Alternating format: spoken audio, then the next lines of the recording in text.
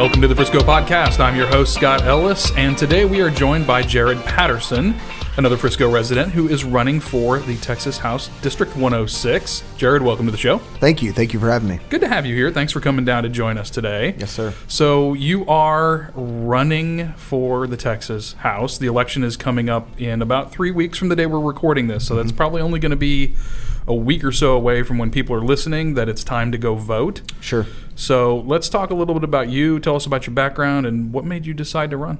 Absolutely. Well, a little bit about me. Most importantly, I'm a God-fearing, Texas-loving husband of one and father of three. My wife, Leslie, is a former school teacher. She taught for 6 years in Garland ISD. Now she stays at home with our kids. We have 3 kids, Reagan, Austin, and McKinley. That's 2 Republican presidents and the father of Texas. I was going to say, I thought those names were familiar. I have no idea how I got the opportunity to have that kind of pull in that decision, but we've been married for 10 years. We moved to Frisco like a lot of people because of the public school system there in Frisco, so that was very important to us. And I'm running for state representative, but if you would have told me a year ago, I'd have said you were lying. Pat Fallon is the current state representative. He's doing a fantastic job, and I certainly would not have run against him. But when he decided to seek a seat in the Texas Senate, a few of us got together trying to find a good, strong conservative to run. And the short version is all roads kind of kept leading back to me, and based on my past, my experience, and all that. Okay, so tell us a little bit about that past and experience, and why was it that your contingent of friends and people you were talking to decided that you were the right man for the job? Absolutely. Well, I'm a lifelong conservative activist. I've served on city boards. I've served on a city council. I've served on a regional board called the North Central Texas Council of Governments, which is a 16-county region, about 6.6 million people is what it represents. I'm a former Republican precinct chair. Been part of the party before, 3 terms as a precinct chair. And then I've been a delegate to the state convention of the Republican Party of Texas 3 times. And at the state convention, you hear a lot of boring speeches, you hear a lot of good speeches, but the main thing is you work on the Republican Party platform. So what it means to be a Republican in the state of Texas, that's done at the Republican State Convention. So with that background, having served in public office, being a small businessman with a successful track record there, and being kind of a known conservative to a lot of people in the state, all roads kind of kept leading back to me. Okay, so when this opportunity opened up, you decided to run. When did you actually kick things off? When did the campaign We kicked off in August, and I'll tell you, they had to talk me into it. We've got 3 kids. Our oldest is 7. Our youngest is 3, and that's a big deal. I've run campaigns before, and it's a life-changing experience, even if you don't win. To serve and to run a campaign. So they had to talk me into it. I was actually trying to find somebody else to do it. And a couple people said no. And, as it got a little bit deeper into the summer and, it was really weighing on my heart, we had prayed about it. And then Brian Livingston, who's on the Frisco City Council, he took me to lunch one day. And before we even sat down at the table, he said, "You're running, I'm going to help you, and here's how we're going to do it." And that's when it really got real for me. And that's when I went home and talked to Leslie, and she said, "Absolutely, you need to do this." Good. Well, definitely when you're running for something like office, especially something as big as this, it's helpful to have a spouse that's behind you 100%. Oh, absolutely. So, absolutely. Because it can be grueling. We know that. Yes. I don't know how anybody could do it without that. Yeah. So now let's dig in a little bit to the platform and what you're running on. What are the things that are most important to you that you want to either further or change or work on if you make it down to Austin? Absolutely. Well, there are things that are most important to me, and then there are issues that are probably more red meat issues for the district, and so I'll kind of touch on both of those. The most important issue to me is life.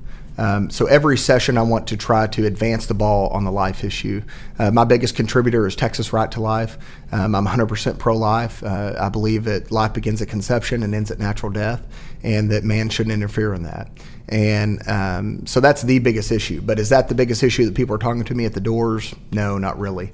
And I'm not going down there with just 1 or 2 issues, to fight for. The biggest issue in the district, and one of the big issues that's near and dear to my heart, is property tax reform. It didn't happen last session. It tried. It stalled out in the Texas House.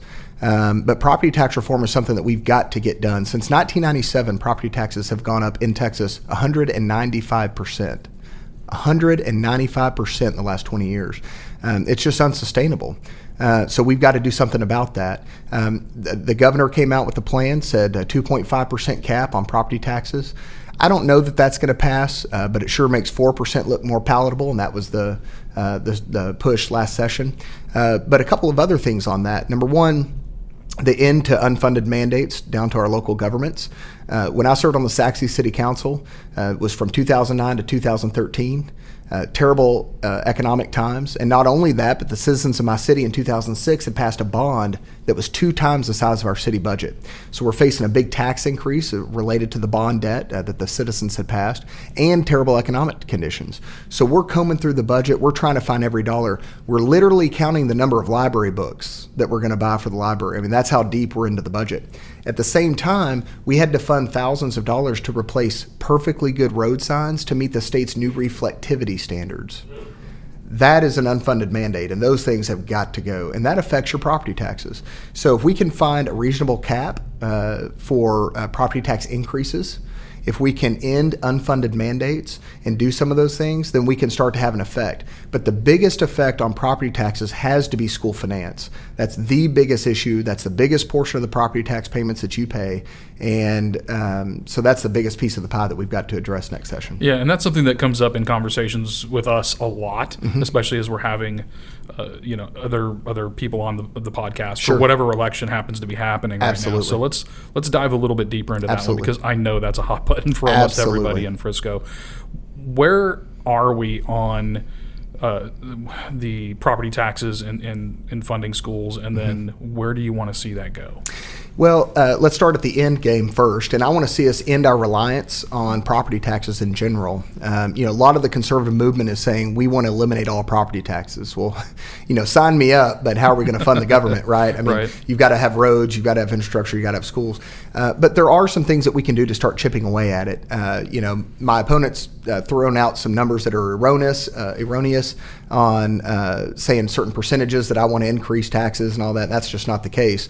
But the truth is that if we want to have real meaningful property tax reform and we want to start eliminating some property taxes, you're going to have to pay for the government through some other manner. And that could be through the sales tax. Something that I've looked at too, and something I could probably get behind, is eliminating part of the property tax that goes to schools that would provide a big, meaningful property tax a decrease to all residents, especially seniors that don't have even kids in school. So you would completely eliminate part of the property tax they pay, and you would be able to pay for that through the sales tax by modifying it slightly. So, but that's only something that works if you don't raise the sales tax too much, because if you get into that ballgame of raising the sales tax, then that starts affecting the business community in a negative way, and we just can't have that. So those are some solutions that I'm willing to look at and entertain. I'm all about solutions. I've got solutions in my mind that could work, but I may get down there and they say, well, we've looked at that, and here's the problem that we ran into with that. So I just know that we've got to end our reliance on property taxes to fund our schools. One other thing, there's a lot of numbers thrown out there from some people saying that the state only funds 38% of our education. What they mean is that the state only funds the share of education 38%. They're talking about the share that the state spends, not total. So let me clarify that. The state is not going to write a blank check to school districts and say, we're going to fund 50% of anything that you want to spend. The state does increase funding based on student population, and they decrease funding based on if you have a lower student population. So the state is putting in a decent amount into public education, not enough, and we need to work on freeing up some more funds to go there.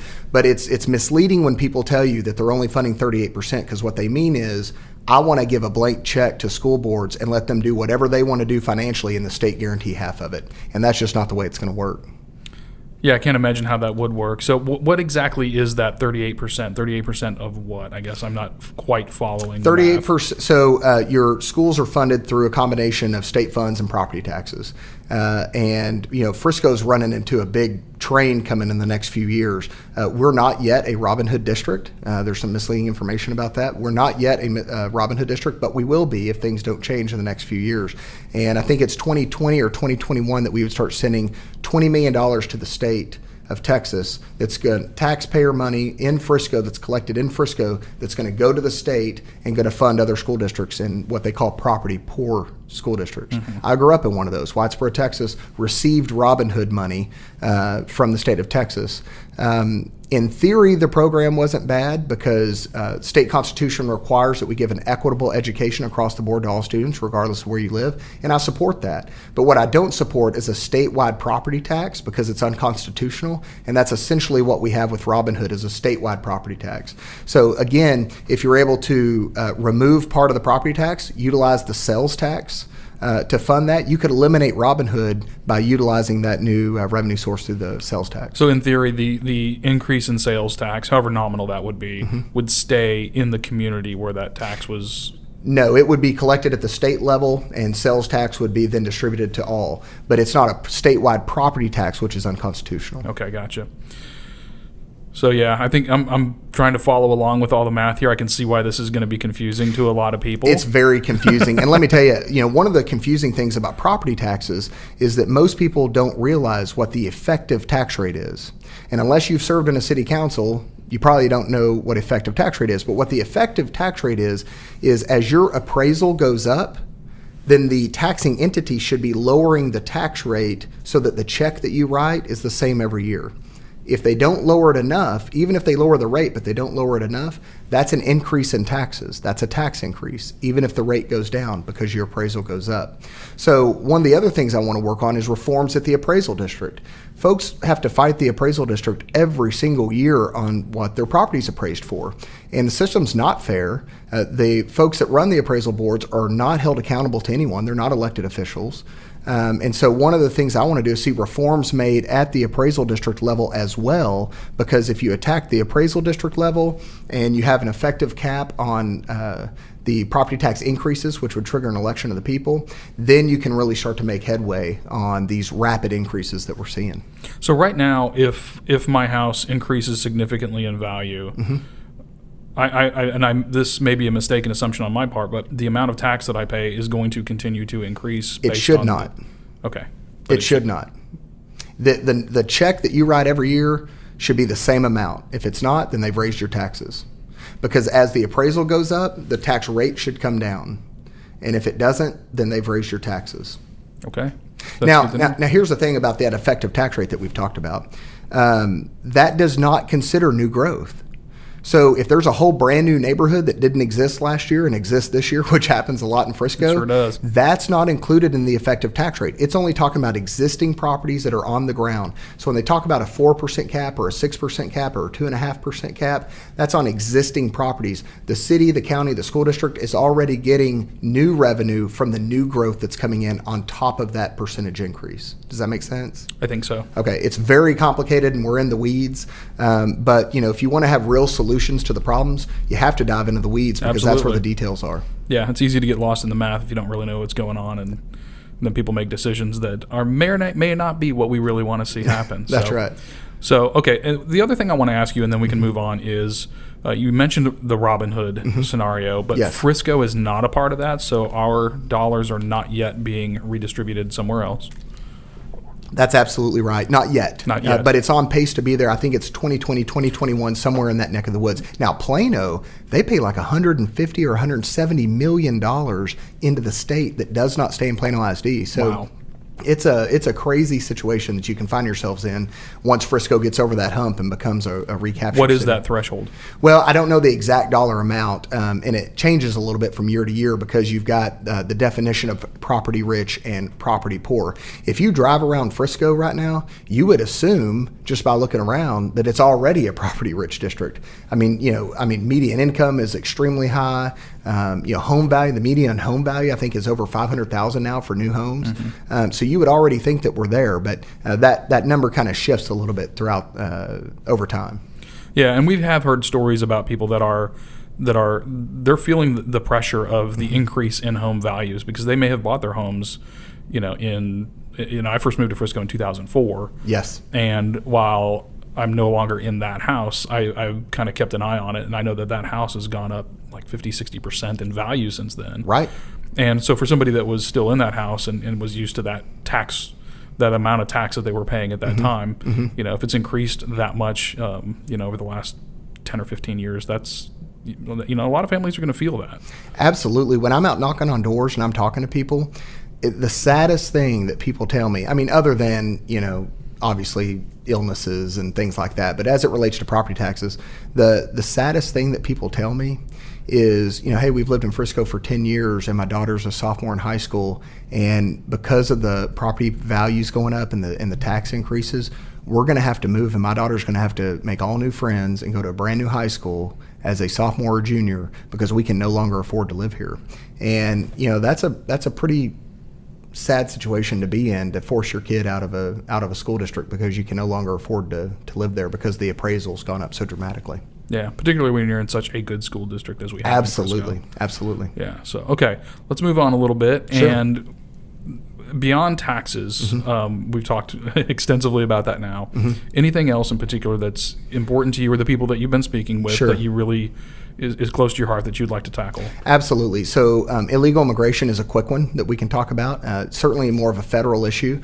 President Trump has done an outstanding job on lowering border crossings and holding those folks accountable that do cross the border. He's kind of given ICE their backbone back after the last 8 years of the Obama administration. So that's good news that the federal government's starting to do their job where they didn't before. But we still have state tax dollars going to fund illegal immigrants in Texas. And Republicans have had control of both houses since 2003, yet we still have state handouts, your tax dollars going as handouts to illegal immigrants. So that's something I'd like to see eliminated. We still fund Hollywood to come in and make movies in the state of Texas because it creates temporary jobs. I'd rather eliminate that program and put that money towards a better use like transportation education or water infrastructure or something like that. And then I mentioned transportation. That is a huge issue. With this district, you've got 121 Tollway on the south. You've got the North Dallas Tollway on the east.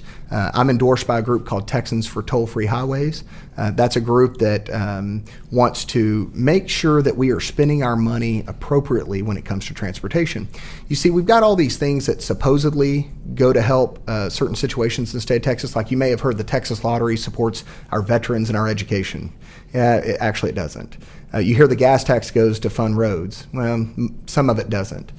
So what they do is the state comes up with all these funding sources and they tell you it goes to fund something, but really it just goes to the general fund. Really, it's not used on those items. But bigger than that, we've got a situation with TxDOT, the Texas Department of Transportation, one of the largest bureaucracies in the country. One of the largest bureaucracies in the country, and the state of Texas says they are too big to be audited. I want to audit TxDOT. I want to know where the money's going and why. I want to know everything I can about these contracts because I have a fiduciary responsibility to the voters in my district to make sure that we are spending their tax dollars appropriately. And I don't believe that our only options are tollways or no ways. If we have to have a tollway because we literally do not have the money to build it, and that tollway is going to be built and the tolls that are collected are only going to pay off that road, that's one thing. But we don't know where the money's going. We don't know why. And I want to audit TxDOT and figure all that out before I make a decision to say any more tollways. The other problem with the tollways that are out there is that they have 50-year non-compete contracts with state highways, meaning the state of Texas cannot build a competing road for 50 years with a toll road. So that puts us at a disadvantage.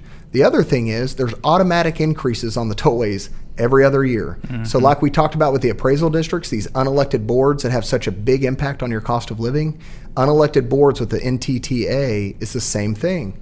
Unelected board that has a big impact on your day-to-day living. So those are some things that I'd love to work on down in Austin is transportation reform and making sure that our money is being well spent, and that if I'm driving down the North Dallas Tollway and a toll is being collected, it ought to be going to pay off that road as soon as possible. Yeah, I think the NTTA in particular, the toll roads, would be something that's certainly near and dear to a lot of people's hearts. I know Absolutely. I've had my fair share of headache with that. So. Yeah, that's right. That's right. Well, good. All right, so we're going to go out on this. Yes, sir. You live in Frisco. You've been there for a while. What is your favorite thing about Frisco? And do you have a favorite place to go, a restaurant or anything like that? Yeah, so, our kids are 3 to 7, and we have 3 of them. So we're not out a lot after dark. But, the Star is just an incredible place to go. My wife spends a lot of time with the kids over at Stonebriar, just especially during the day, during the school day, place to get out and be able to walk the kids around. They love going to the Disney store. If you get there when it opens, they have this whole big magical process with this big key that they turn, and and all that. The kids love it. They get a kick out of it. So, there's just so many things to do, so many sports opportunities to go watch sports in Frisco, so many different restaurants, and even more now with the Star. So many wonderful restaurants in Frisco, and just the entertainment options like the video game museum and the railroad museum that's going to be just incredible. There's just so many options, so many things to do in Frisco. It's like you can never get it all done. There's all these things that we still want to do in Frisco, and we haven't had an opportunity to do them yet. And there's new things popping up all the time. Every day. And by the way, I'm going to give an absolutely shameless plug to Jungle Joe's. I don't know if you or your wife have ever taken the kids there, but if they're in that age range, that is the perfect place. Yes, sir. Let them go run themselves ragged while you guys can, grab a sandwich or sit back a little bit. So Absolutely. Check that out. So anyways, Jared, thank you very much for taking the time to come out and hang out with us today, giving us the opportunity to know a little bit about what you're about, what your platform is that you're running on. And we're going to wish you the best of luck in the upcoming election. And for all of you out there listening, we say this every time, and I'm going to keep saying it. These local elections are the most important time you can get out and vote. So please take a few minutes. Every time I go out to vote in a local election, there is never a line. I am in and out in 60 seconds. It is super fast. It is super easy. So please get out there, cast your vote. It really does count. Absolutely. Jared, thanks again for joining us. Thank you, sir.